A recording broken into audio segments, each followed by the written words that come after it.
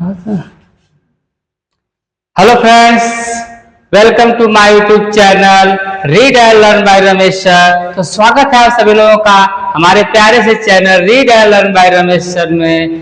तो आज की टॉपिक रहेगी, जैसा कि बोर्ड पे लिखा हुआ आप देख रहे हैं कि क्लास 10th का ही है, पहला अध्याय है। हमने अध्याय नहीं लिखा है कि गोली दर्पणों द्वारा प्रतिबिंब बनाने के लिए किरण आरेख का नियम। अब यहाँ पे ये जो शब्द देख रहे हैं किरण आरेख, इतना दूर देखिए, किरण आरेख। किरण आरेख का नियम आपको पढ़ना होगा। अगर किरण आरेख का नियम पता है तो आप प्रतिबिंब बना सकते हैं, नहीं तो आप प्रतिबिंब बना नहीं सकते हैं, चाहे दर्पण अवतल हो या फिर उत्तल हो। ठीक, यानी गोली दर्पण से प्रतिबिंब बनाने के लिए आपको किरण आरेख का नियम पता होना चाहिए। अब किरण आरेख के 3 नियम होते हैं, बहुत ही आसान है। जो तीनों नियम जान गया उसके लिए कोई दिक्कत नहीं है। ठीक, तो ये क्लास 10th के पहले अध्याय का 7वां वीडियो आज अपलोड होगा यूट्यूब पे। ठीक, तो जैसा कि आप देखिए, किरण आरेख का नियम पढ़ने के लिए कुछ बातों का ज्ञान होना जरूरी है, जो कि मैं यहाँ पे आपको बता दे रहा हूं। जैसे कि आप दर्पण पढ़ चुके होंगे, अवतल दर्पण हमने पिछले वीडियो में आपको पढ़ा दिया है। अब इसमें क्या क्या चीजें होती हैं थोड़ा सा हम आपको रिकॉल करा देते हैं। देखिएगा, अवतल दर्पण है, परिभाषा कैसे लिखते थे इसकी कि वह दर्पण जिसका ये अंदरूनी भाग या दबा हुआ भाग कैसा हो, परावर्तक सतह हो या चमकदार हो, और उभरा हुआ भाग कैसा हो, कलई किया गया, तो वह अवतल दर्पण था। ठीक है, दर्पण तो था। अब दर्पण में क्या क्या होता है, एक होता है ध्रुव, और इसके बाद क्या होता है वक्रता केंद्र, इसके बाद क्या होता है फोकस। ठीक, इतना चीजें होती हैं, 3 चीजें। और ये आपकी लाइन क्या थी, मुख्य अक्ष। इतना चीजों का अगर ज्ञान आपके पास है तो आप कर सकते हैं। और इधर लास्ट में जो आप कुछ नहीं है तो मान लीजिएगा ये क्या है आपका अनंत, ये चीजें हैं। अच्छा, अब यहां पे देखिएगा उत्तल दर्पण में ये रहा आपका उत्तल दर्पण।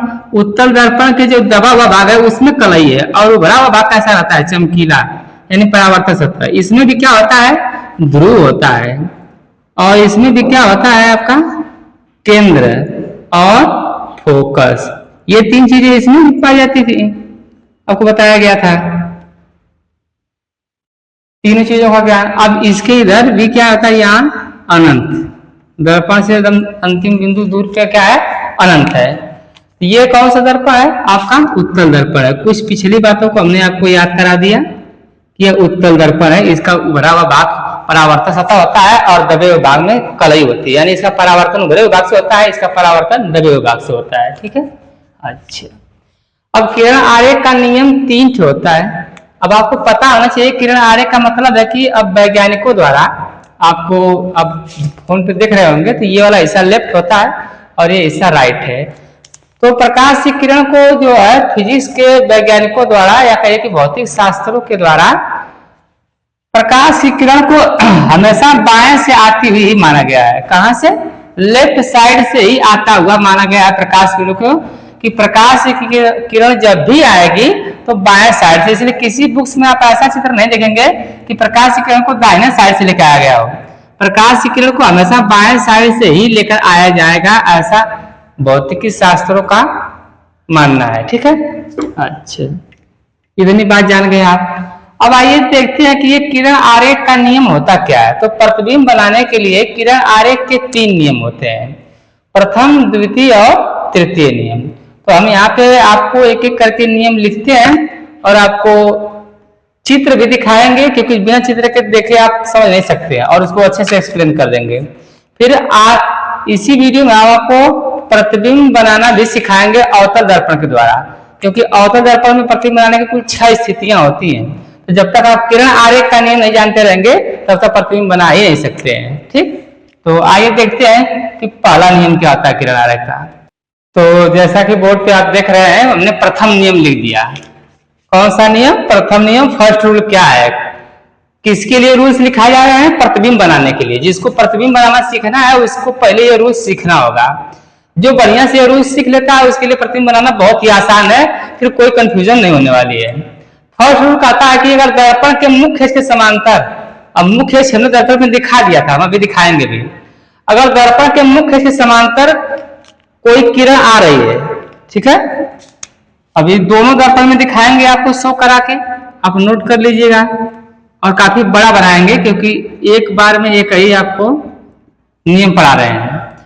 देखिएगा ये आपकी मुख्य अक्ष है, यहाँ पे हमने क्या बताया था, पोल होता है ध्रुव, यहाँ पे हम बना दे रहे हैं आपका सेंटर और ये आपका फोकस। ये कौन सा दर्पण है आप पहचान रहे होंगे, कमेंट में लिख दीजिएगा कौन सा दर्पण है, अवतल दर्पण है। दूसरा देखिएगा यहाँ पे बना रहे हैं उत्तल दर्पण, क्योंकि इसके दबे हुए भाग में कलई कर रहे हैं और उभरा हुआ भाग कैसा है, परावर्तक सतह है, ठीक है। हालांकि ये काल्पनिक लाइनें होती हैं तो इससे आप डाटा लाइन दिखा सकते हैं। यहाँ पे क्या आ जाएगा आपका पोल, ये क्या आ गया इसका सेंटर और यहाँ पे क्या आ जाएगा इसका फोकस, ठीक है। अच्छा ये दोनों दर्पण हो गए। अब देखिएगा दर्पण के मुख्य अक्ष के समांतर आने वाले, तो ये इसका मुख्य अक्ष है और मुख्य से समांतर कोई भी किरण आएगी तो देखिए ऐसे आएगी, ये आई किरण आ गई मुख्य से समांतर। आप ऊपर से भी ला सकते थे, आप नीचे से भी ला सकते थे, इच्छा, ठीक है। मुख्य से समांतर आने वाली किरणें हो गई। दर्पण से परावर्तन के पश्चात, तो इसमें भी हम ले लेते हैं मुख्य से समांतर, मुख्य से समांतर आ गई। अब होगा क्या कि दर्पण से परावर्तन के पश्चात तो जाके दर्पण पे टकराएंगी और ये चमकीला हिस्सा है तो यहाँ से परावर्तन होगा, ये चमकीला हिस्सा है तो यहाँ से परावर्तन होगा। परावर्तन के पश्चात दर्पण के मुख्य फोकस एफ से होकर जाती है। जब परावर्तन होगा तब, अब इससे टकराएंगी तो परावर्तन होगा तो कहां से जाएंगी, मुख्य फोकस एफ से होकर जाएगी। यही बात आपको याद करनी है, बस इतना से याद कर लेना है कि अगर मुख्य से समांतर आ रही है तो टकराने के बाद कहां से जाएंगी, आएगी समांतर तो जाएगी फोकस से होके। और इसमें क्या लिखा गया है कि यह अवतल दर्पण में ये कहानी है, ये कहानी किस दर्पण में है, अवतल दर्पण में है। और आगे दिखाया जा रहा है कि यह मुख्य फोकस से होकर आती हुई प्रतीत होती है और यह कहानी किसमें है, उत्तल दर्पण में है। यह अवतल दर्पण में कंफर्म है कि यहाँ से जा रही है, हमको देख रहे हैं। लेकिन ये क्या काम करता है, मैंने आपको पहले बताया था कि इसमें आभासी प्रतिबिंब बनता है, तो इसमें हमको ऐसा लगेगा कि ये देखिए ये जाएगा यहाँ से ऐसे, ये रही पूरी लाइन। तो दर्पण के सामने से पूरी लाइन है, लेकिन दर्पण के पीछे कैसी लाइन बना दी हमने, डॉटर लाइन, क्योंकि पीछे काल्पनिक रेखाएं हैं इसलिए डॉटर लाइन से दिखा रहे हैं उसे, ठीक।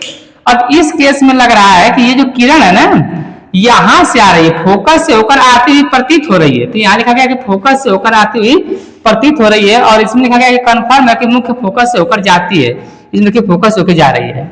अब दोनों में ये दर्पण में कहानी देख सकते हैं कि प्रथम नियम यही है कि अगर मुख्य से समांतर है तो अवतल दर्पण में फोकस से जाएगी और उत्तल दर्पण में फोकस से आती हुई प्रतीत होगी। मतलब कंफर्म है कि फोकस पॉइंट लेना है, अगर मुख्य से समांतर आ रही है तो कहां से, फोकस से, ठीक। ये रहा आपका पहला रूल्स, तो इसका आप स्क्रीनशॉट लीजिए और हम सेकेंड रूल्स इस पे लिख रहे हैं, ठीक।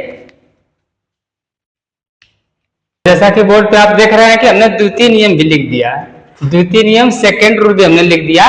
अब सेकेंड रूल को हम आपको एक्सप्लेन करते हैं, समझाते हैं जैसे क्या होता है आपका सेकेंड रूल।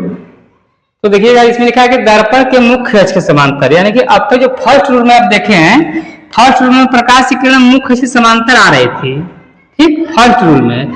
और सेकेंड रूल में क्या है कि मुख्य फोकस से आएगी। फर्स्ट रूल में क्या था कि यहां से आई थी, यहां से आई थी और टकराने के बाद यहां से गई थी, ये फर्स्ट रूल में था।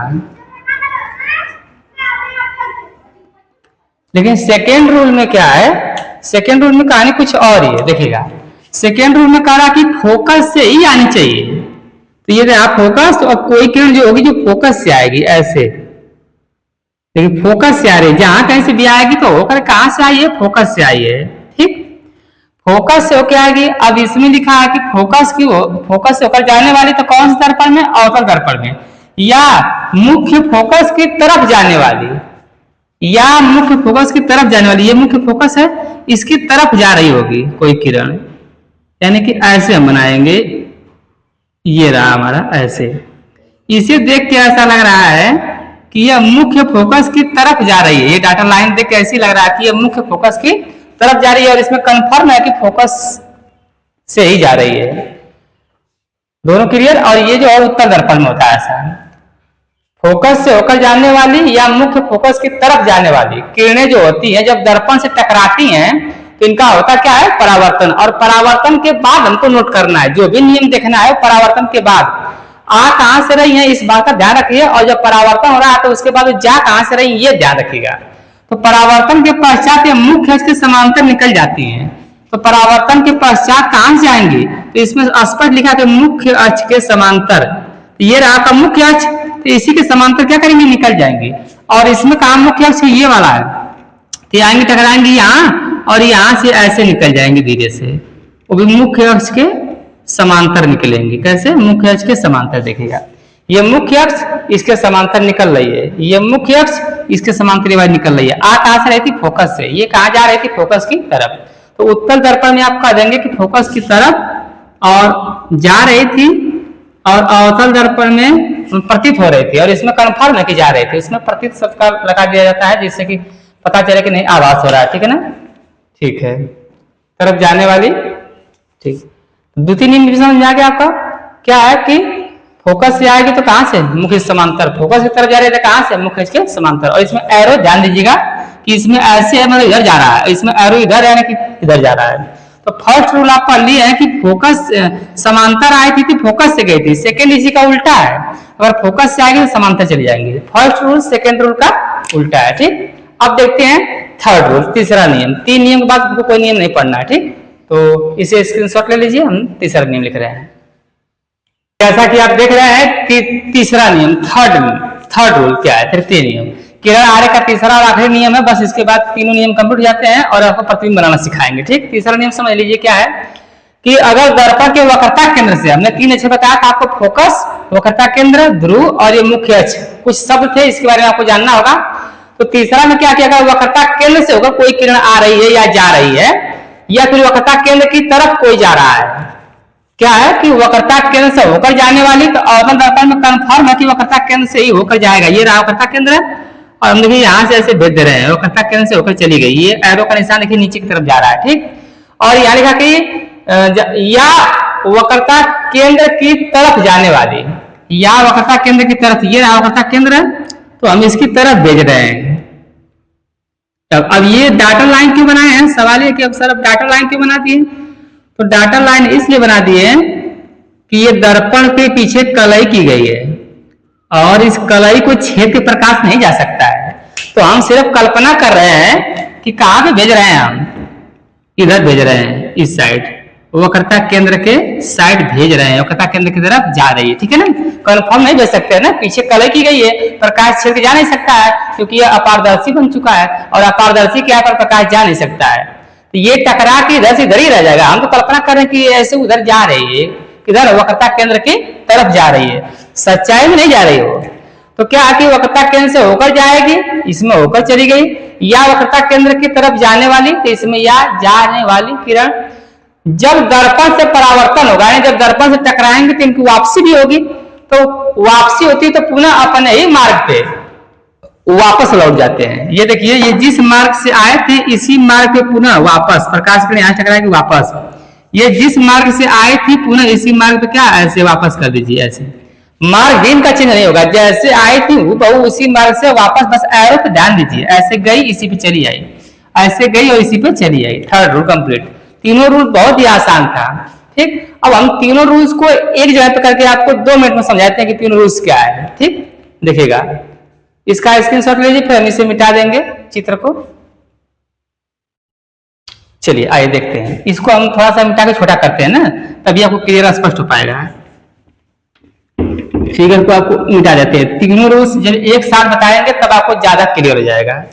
तीनों रूल्स समझिएगा, ये थोड़ा सा छोटा करके बताएंगे आपको। ये अवतल दर्पण के लिए आपको हम चित्र बना रहे हैं, 1 2 चित्र, और ये देखिए 3 चित्र। यहाँ पे ध्रुव, यहाँ पे केंद्र, यहाँ पे फोकस, और ये देखिए आपका ध्रुव, केंद्र, फोकस, ध्रुव, केंद्र और फोकस, 3 पॉइंट हैं। ठीक है, तीनों रूल्स, आप 3 रूल्स पढ़े हैं, 3 रूल्स समझ लीजिएगा। पहला रूल था कि अगर प्रकाश की किरण मुख्य से समांतर आएगी, देखिएगा ये रहा मुख्य अक्ष, फर्स्ट रूल था, ये फर्स्ट रूल था, ठीक है। फर्स्ट रूल था कि अगर मुख्य अक्ष के समांतर आएगी तो कहां से जाएगी, फोकस से जाएगी, टकरा के जाने वाले पे ध्यान दीजिए। अच्छा, सेकेंड रूल था कि अगर वह फोकस से ही आ गई तो, देखिए फोकस से आ गई तो कहां से जाएगी, टकराने के बाद मुख्य अक्ष के समांतर हो जाएगी। थर्ड रूल था कि अगर ये केंद्र से आ गई, वक्रता केंद्र से आ गई तो क्या होगा, वक्रता केंद्र पर ही वापस हो जाएगी। अगर वक्रता केंद्र से आ गई तो क्या होगा, वक्रता केंद्र पर ही वापस हो जाएगी, ठीक। अच्छा, अब अगर उत्तल दर्पण में देखना चाहते हैं तो उसमें भी समझ लीजिएगा, ये देखिए अलग मार्कर से कर दे रहे हैं, ये आपका यहाँ पे पोल हो जाएगा, ये सेंटर और ये फोकस, ठीक। तीन चीज था। फर्स्ट रूल कहता है कि अगर मुख्य अक्ष के समांतर आएगी, कहां से आएगी, अगर मुख्य अक्ष के समांतर आएगी तो ऐसा लगेगा कि ये फोकस से होके आ रही है, ऐसा लगेगा कि फोकस से होके आ रही है, और इसमें कंफर्म है कि फोकस से होके जा रही है, ठीक। अच्छा, दूसरा रूल इसका देख लीजिएगा उत्तल दर्पण का, यहाँ पे आपको कंफर्म दिखा दे रहे हैं, ये पोल हो गया आपका, ये सेंटर हो गया और ये फोकस हो गया। दूसरा रूल है कि अगर फोकस से ही होके आ गई तो, ऐसे फोकस की तरफ आ गई तो क्या होगा, परावर्तन के पश्चात तो ऐसे मुख्य अक्ष के समांतर चली आएगी, ये जो मुख्य अक्ष देख रहे हैं इसी के समांतर चली आएगी।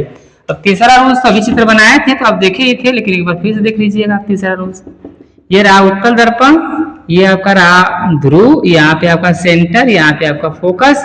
और तीसरा रूल ये है कि अगर सेंटर की तरफ ही कोई किरण जा रही हो, इसके सेंटर की तरफ ही जा रही हो, ये देखिए सेंटर की तरफ जा रही है, क्या होगा, तो पुनः उसी मार्ग के वापस हो जाएगा, ठीक। तो तीनों रूल्स यहाँ पे देख सकते हैं, अवतल दर्पण में भी और उत्तल दर्पण में भी। क्लियर, यही नियम बस याद रखिएगा। अब मैं आपको पढ़ाने जा रहा हूँ इसके बाद कि दर्पण के द्वारा प्रतिबिंब कैसे बनाते हैं। तो दो दर्पण होते हैं आपके पास, एक अवतल और एक उत्तल। तो अवतल दर्पण से प्रतिबिंब बनते हैं और उत्तल दर्पण से प्रतिबिंब बनते हैं।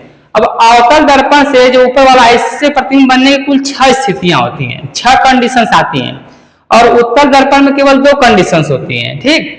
तो इसलिए पहले तो हम पढ़ाएंगे आपको अवतल दर्पण, तो शायद इस वाली वीडियो में आपको मिले कि अवतल दर्पण द्वारा प्रतिबिंब कैसे बनाया जा रहा है, ठीक। तो ये बातों को नोट कर लीजिए, आप इसका स्क्रीनशॉट ले सकते हैं, 6 का 6 फिगर इकट्ठा है। और इसके बाद हम आपको बताते हैं कि कैसे जो कि अवतल दर्पण के द्वारा प्रतिबिंब बनता है, ठीक है। स्क्रीनशॉट लीजिए।